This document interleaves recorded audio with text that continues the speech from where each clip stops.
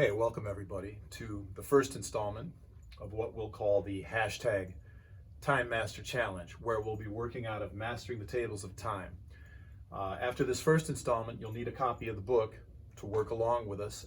It's available as an instant download digitally from hudsonmusic.com. If you prefer the Alfred Music hard copy, you can get that at Amazon.com. I think they only have about 14 left in stock right now, so if you're into the hard copy, get on it. We're going to begin our challenge with the standard timetable presented in round table form, which is really the most fundamental exercise in the study and also the most important because it builds the foundation that we are going to grow upon. If you're wondering why this study is important, it's because as drummers, we are judged by the other musicians we play with by how well we keep time and how good we can make the time feel when we play it. I personally work off a formula I first learned from David Garibaldi that goes like this: time, tempo, plus accent or dynamic control equals feel. Time is the first and most important piece in that equation. And that's where we begin our focus. So dig this. Good time begins with a strong understanding of the quarter note pulse in music at any tempo. And, you know, if you're a horn player, a singer, or basically any other type of musician besides a drummer and percussionist, you express the full value of a quarter note when you play it, the attack and the release, whereas drummers, typically on a drum set, and a lot of percussionists only deal rhythmically with the attack of the note and not necessarily the full duration of the note. So for us, a strong understanding of how to subdivide the quarter note is where the timetable becomes a valuable tool because it teaches us how to anticipate not only the notes, but the spaces between beats in the quarter note pulse.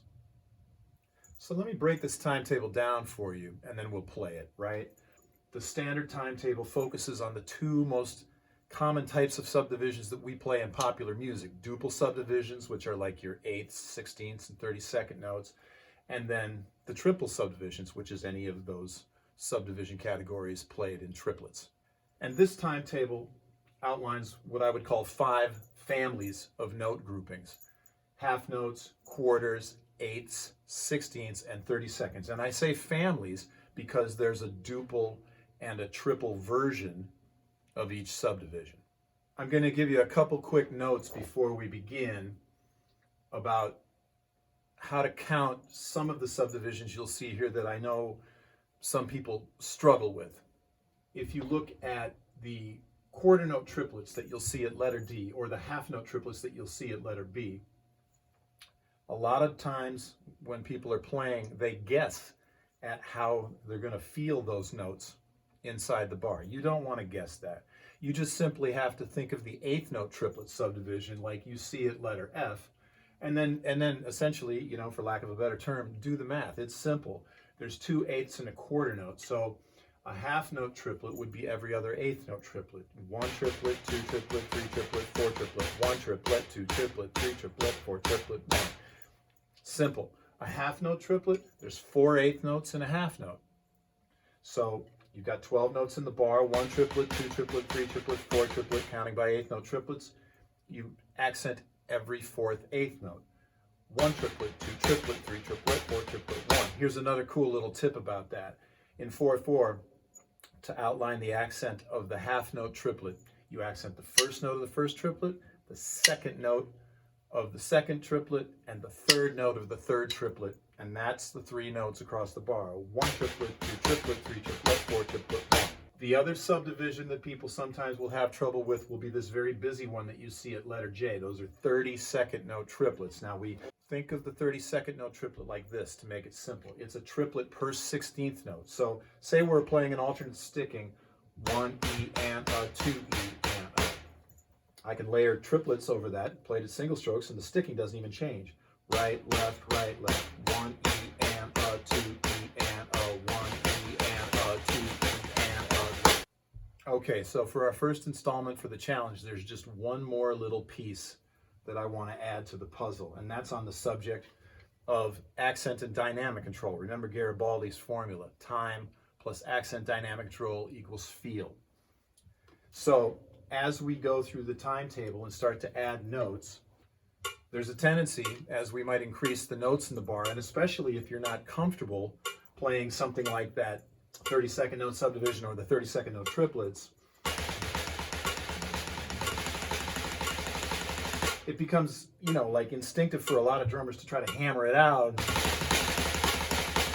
And then the whole timetable's getting louder as we go from A to J without us really wanting it to, because we're not even thinking about our tone or our touch. We're just thinking about trying to stay with the click and hammer out the subdivisions. So the next level beyond that is one where we can try to maintain a consistent tone to the notes we're playing, so that if we're playing quarter notes or anything bigger, like at a mezzo forte volume,